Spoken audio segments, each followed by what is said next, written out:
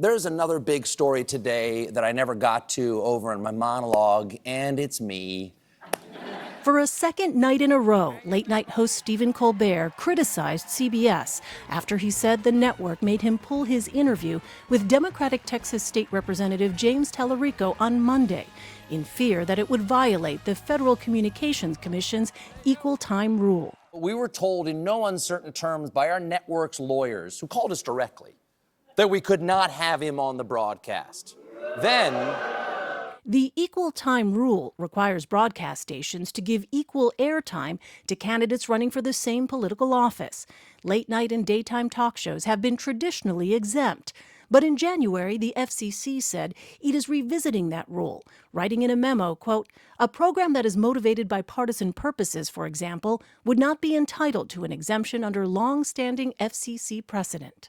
let's just call this what it is. Donald Trump's administration wants to silence anyone who says anything bad about Trump on TV because all Trump does is watch TV. CBS said Tuesday The Late Show was not prohibited by CBS from broadcasting the interview with Representative James Talarico. The show was provided legal guidance that the broadcast could trigger the FCC equal time rule for two other candidates.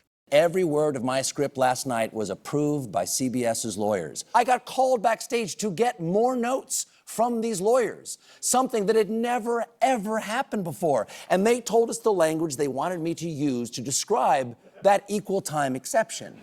Monday was the first known time a late-night talk show changed its programming since the FCC issued its new guidance. Anna Gomez, the only Democratic-appointed FCC commissioner, worries that decision could enable censorship. That we are in a very precarious moment for our First Amendment, and the FCC needs to stay out of content regulation because our First Amendment prohibits it.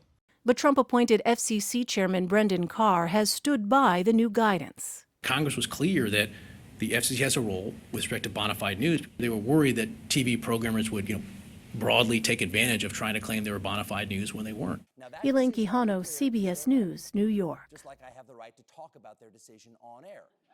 Last night,